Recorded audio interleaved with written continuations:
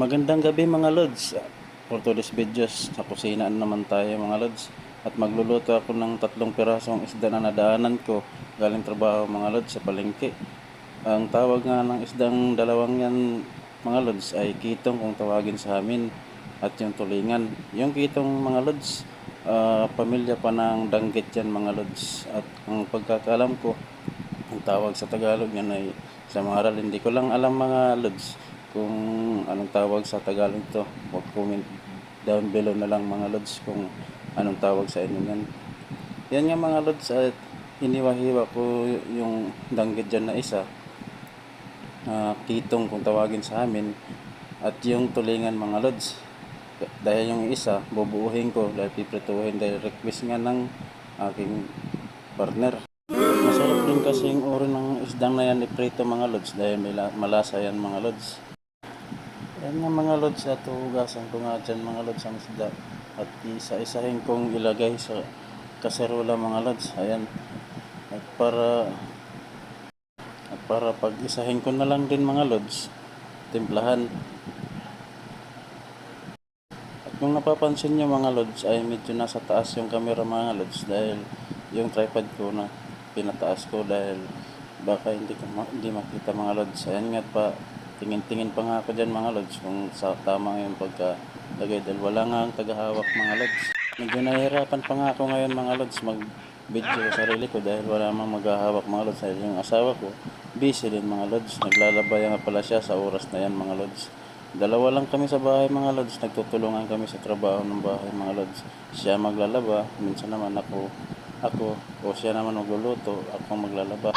Ganun lang mga lods yung sit up namin dyan sa bahay mga lods. Kasi dalawa lang kami lagi ang naiiwan sa bahay mga lods dahil yung kapatid niya naka-duty, tsaka yung pinsan niya. Ayan nga mga lods, at naghiwa-hiwa na ako ng sangkap dyan mga lods. Sinuna ko yung luya, tsaka isusunod ko tong sibuyas mga lods.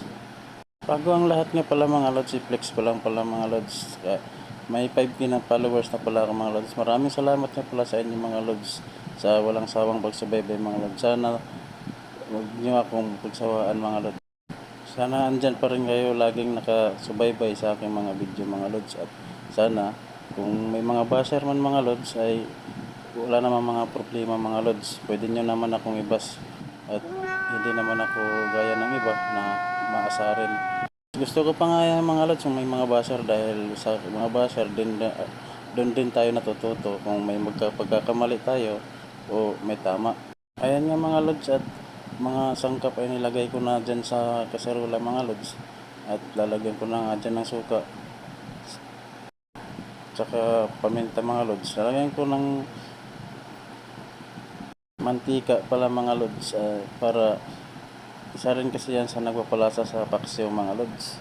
Dahil nga namimiss ko na yung paksiw mga lods, at yan nga naisipan ko galing trabaho ay dumiretso nga ako ng palengke para bumili ng isda. Yan nga nang nakita ko mga lods. Pinag-isa ko lang dyan mga lods ang sangkap mga lods, at yan maghihiwa rin ako ng talong dyan at ilalagay ko sa paksiw mga lods. Nilagyan ko ng siling haba mga lods. Sili nga pala yan na pangsigang mga lods. Ayan nga mga lods, siniwa-hiwa ko na yung talong mga lods. Katapos nga yan mga lods, ihalo ko na yan mga lods, pag-iisahin ko na yan at sasalang ko mga lods mamaya-maya. Papansin nyo mga lods, lagi ako sa kusina at nga ay napabayaan na rin mga lods, medyo tumataba na mga lods. Huwag nyo na lang pansinin mga lods yung bandang baba ko mga lods, kaya alam ko na kung anong sasabihin nyo. Flex ko lang mga lods, dating katawan ko pala ay sobrang payat ako mga lods. Ngayon nga lang ako tumaba mga lods nung nag-security ako mga lods. Dahil siguro sa kain ng kain, upo ng upo.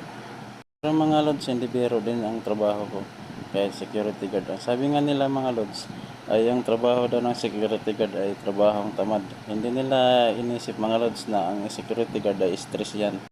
Lalo na kung nakasabak kami mga lods ng mga pasaway na mga empleyado at ayaw makinig mga lods.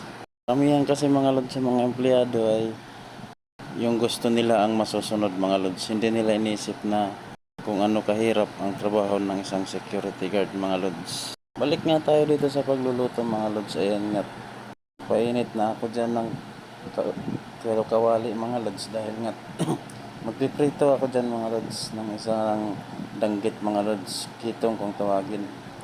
Ayan nga mga lods, at ilalagay ko na tong kitong mga lods para kasi kay Mrs. yan mga lods. Yan yung request niya. Minamadali ko na nga yung pagluto dyan mga lods dahil nagugutom na nga ako mga lods. Dahil hindi rin ako kumain ng maayos ng tanghalian mga lods. Ayan na mga lods, siyempre ito mga lods, binaliktad ko na yan. At chinik ko na rin tong pakso ko mga lods. Ayan nga, medyo malapit-lapit na mga lods. Ayan nga mga lods, tinikman ko na at may matingin-tingin pa ako. Ayan mga lods, at tama naman ang timpla mga lods, medyo masarap nga. At ayan, binaliktad ko ulit ang aking prito mga lods. Hanggang dito na nga lang video ko mga lods. Maraming salamat at God bless you all. Bye bye mga lods. Nice.